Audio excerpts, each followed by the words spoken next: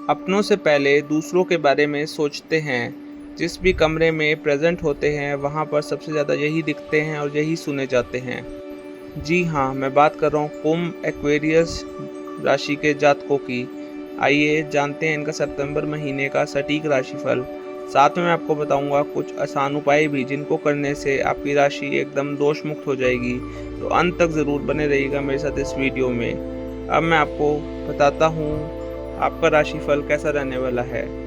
कुंभ राशि में जन्मे जातकों के लिए सितंबर का महीना अनुकूलता लेकर आने वाला है। आपके स्वास्थ्य में सुधार होगा और पुरानी बीमारियों से राहत मिलने के योग बनेंगे। जहां तक आर्थिक स्थिति की बात है तो आपकी आमदनी में अच्छा इजाफा देखने को मिलेगा। मनी सेव करने में भी सफलता मिलेगी और आपके रुके हुए काम बनेंगे। भाग्य का सहयोग आपको मिलेगा जिससे बदौलत आप जीवन में सफलता प्राप्त कर पाएंगे। करियर में अच्छी सफलता मिलेगी। नौकरी में बदलाव हो सकता है। बेरोजगार लोगों को नई नौकरी मिल सकती है। व्यापार करने वाले जातकों को सरकारी क्षेत्र में अच्छे लाभ के योग बन सकते हैं।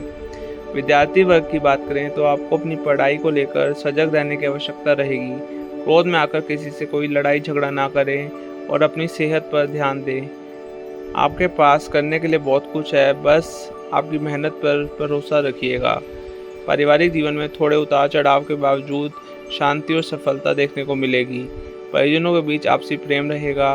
प्रेम संबंधों में यह महीना कुछ तनाव बढ़ा सकता है। जुबानी जंग होने से आपको एक दूसरे के प्रति थोड़ा सा धैर्य रखने की आवश्यकता होगी। विवाहित जातकों के लिए यह महीना मध्यम रहने वाला है। आपसी अहम का टकराव को दूर करने से आपका रिश्ता संभल सकता है। आइए शुरुआत करते हैं आपके डिटेल्ड राशिफल से। और सबसे पहले मैं आपको बताने वाला हूँ प्रेम और वैवाहिक जीवन कैसा रहेगा सितंबर के महीने में। यदि आप किसी प्रेम संबंध में हैं तो आपके लिए यह महीना उतार चढ़ाव से भरा रह सकता है।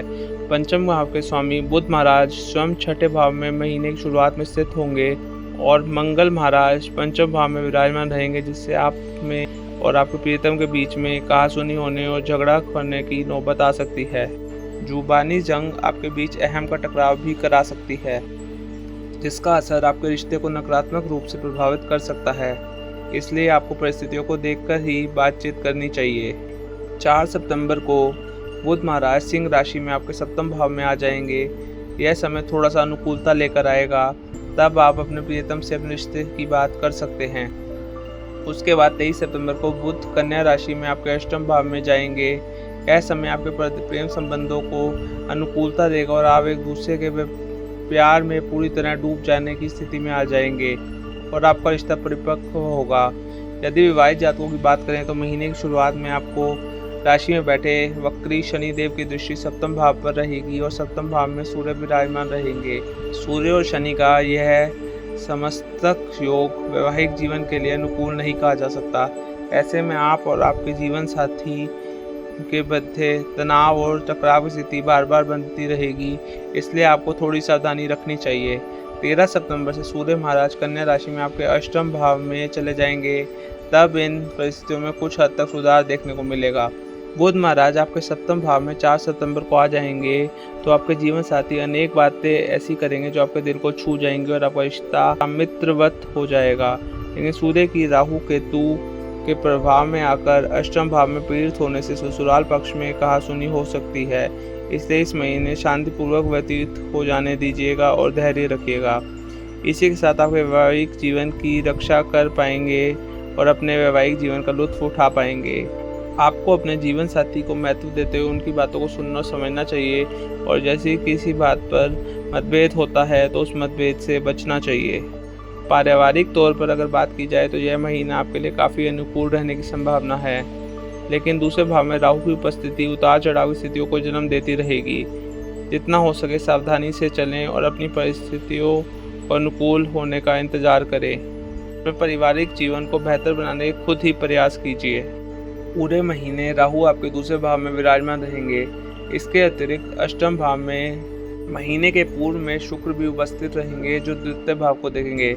इससे कुछ समस्याएं बनी रह सकती हैं। सूर्य भी 16 सितंबर से कन्या राशि में आपके अष्टम भाव में जाएंगे और यहाँ से आपके द्वितीय भाव को देखेंगे।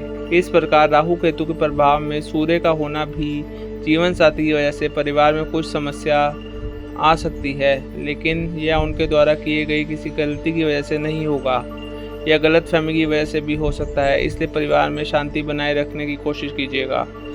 दूसरे भाव के स्वामी देवगुरु बृहस्पति महाराज पूरे महीने आपके चतुर्थ भाव में रहकर माता पिता के स्वास्थ्य को अनुकूल बनाएंगे।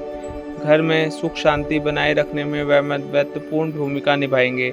शुक्र महाराज 18 सितंबर को नवम भाव में चल जाएंगे, तब पारिवारिक सुखों में बढ़ोतरी होगी।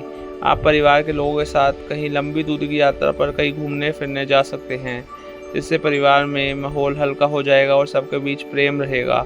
भाई बहनों में आपका संबंध मित्रवत रहेंगे और वह आपके भरपूर प्रेम के साथ सहयोग करेंगे। परिवार की आर्थिक स्थिति में काफ़ी अच्छा इजाफा होने के चांसेस दिख रहे हैं। आपको शनिवार के दिन शनि देव के बीज मंत्र का जाप करना होगा। यह आपके लिए सबसे अच्छा उपाय है, जिससे आपकी राशि दोष मुक्त हो जाएगी। बुधवार के दिन गौ माता को रोटी खिलाना भी आपके लिए काफ़ी शुभ रहेगा, तो यह 2 उपाय अवश्य कीजिएगा। और हो सके तो थर्सडे के दिन एक रेड कलर की कैंडल अवश्य जला दीजिए, जिससे आपका प्रेम व वैवाहिक जीवन बेटर हो जाएगा। स्वास्थ्य के दृष्टिकोण से सितंबर का महीना थोड़ा उतार चढ़ाव से भरा रहने वाला है। वैसे तो आपके राशि स्वामी शनिदेव जी आपकी राशि में ही रहेंगे, लेकिन वह वक्री अवस्था में रहेंगे और महीने की शुरुआत से लेकर 16 सितंबर तक वह वक्री अवस्था में ही रहेंगे। इसलिए आप जहां भी काम करते होंगे वहां अपने ऊपर काम का दबाव महसूस करेंगे।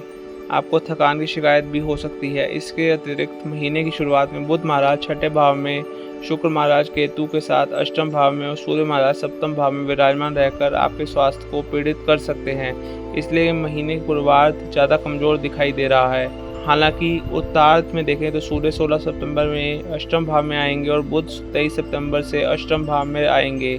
यह स्थिति भी स्वास्थ्य के लिए अनुकूल नहीं कही जा सकती। इसलिए पूरे ही महीने आपको अपने स्वास्थ्य का ध्यान रखना चाहिए। आपको पेट से जुड़ी समस्याएं ज़्यादा परेशान कर सकती हैं, और जो लोग पहले ही किसी हृदय रोग से पीड़ित हैं उन्हें ज़्यादा सावधानी बरतनी चाहिए। अपने बीपी का, ब्लड प्रेशर का खास ध्यान रखना चाहिए। अत्यधिक पदार्थ का सेवन करने से बचिएगा और भोजन में प्रोटीन की मात्रा संतुलित रूप से लीजिएगा। इससे कुछ समस्याएं कम हो सकती हैं। विटामिन बी, विटामिन डी के मल्टीविटामिन भी लीजिएगा, उससे आपकी सेहत अनुकूल बनेगी, आपकी रोग प्रतिरोधक क्षमता बढ़ेगी। आर्थिक स्थिति की बात की जाए तो यह महीना मध्यम रूप से फलदायक रहने वाला है। सितंबर में दूसरे भाव के स्वामी देवगुरु बृहस्पति चतुर्थ भाव में पूरे महीने बने रहेंगे और यहाँ से आपके 8म भाव, 10म भाव और द्वादश भाव को देखेंगे, जिससे आप अच्छे खर्च करेंगे और आर्थिक रूप से समझदार बनेंगे। दूसरे भाव में राहु महाराज पूरे महीने विराजमान रहकर आपको धन संचय करने में कुछ परेशानियां खड़ी कर सकते हैं। आप धन खर्च करने के बारे में भी नई नई युक्तियां सोचेंगे, लेकिन धन को बचाना कैसे है इसको सोचने में आपको समय लगेगा। हालांकि एक अच्छी बात यह रहेगी, पूरे महीने मंगल महाराज आपके 5म भाव में विराजमान रहकर एकादश भाव को पूर्ण सप्तम दृष्टि से देखेंगे, जिससे आपकी आमदनी में लगातार वृद्धि होती रहेगी। और मंगल की 8म दृष्टि आपके द्वादश भाव पर होगी, जो आपके खर्चों में कटौती करवाने में सफल होगा।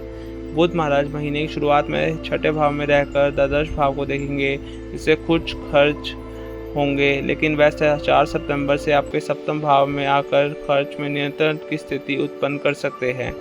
उसके बाद बुध और सूर्य दोनों ही महीने के उत्तरार्ध में 8म भाव में होंगे, जिससे धन संबंधित समस्याएं सामने आ सकती हैं। आपको धन का निवेश सोच समझकर करना होगा। शुक्र महाराज 18 सितंबर से आपके 9वें भाव में आएंगे, जो आपके भाग्य को मजबूत बनाएंगे और आर्थिक स्थिति को महत्वपूर्ण करने में उनकी अहम भूमिका रहेगी। आपको महीने के पूर्वार्ध में अपने गुप्त खर्चों से परहेज रखना चाहिए, क्योंकि वहीं आने वाले उत्तरार्ध में समस्या खड़ी हो सकती है। यदि विद्यार्थियों की बात करें तो महीने की शुरुआत में मंगल महाराज आपके 5वें भाव में विराजमान रहेंगे, जिससे एकाग्रता में कुछ कमी आएगी और इससे आपको पढ़ाई में समस्याओं का सामना करना पड़ सकता है, लेकिन यह अल्प समय के लिए ही रहेगा। आपके अंदर मेहनत करने की इच्छा आएगी और आप कठिन परिश्रम भी करेंगे। अपनी शिक्षा को बेहतरी की ओर ले जाएंगे और उसकी तरफ जितने भी प्रयास करेंगे वह सफल रहेंगे। प्रतियोगिता परीक्षा की तैयारी कर रहे विद्यार्थियों को कठिन चुनौतियों से गुजरना पड़ सकता है और आपको किसी परीक्षा के लिए कठिन प्रश्न मिल सकता है, इसलिए अपनी तैयारी को पूरा रखिएगा।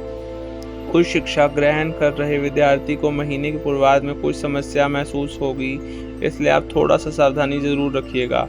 लेकिन महीने के उत्तरार्ध में शुक्र तुला राशि में 18 सितंबर को आपके नवम भाव में आ जाएंगे, तब स्थितियाँ बदलने लगेंगी और आपको उत्तम लाभ होगा।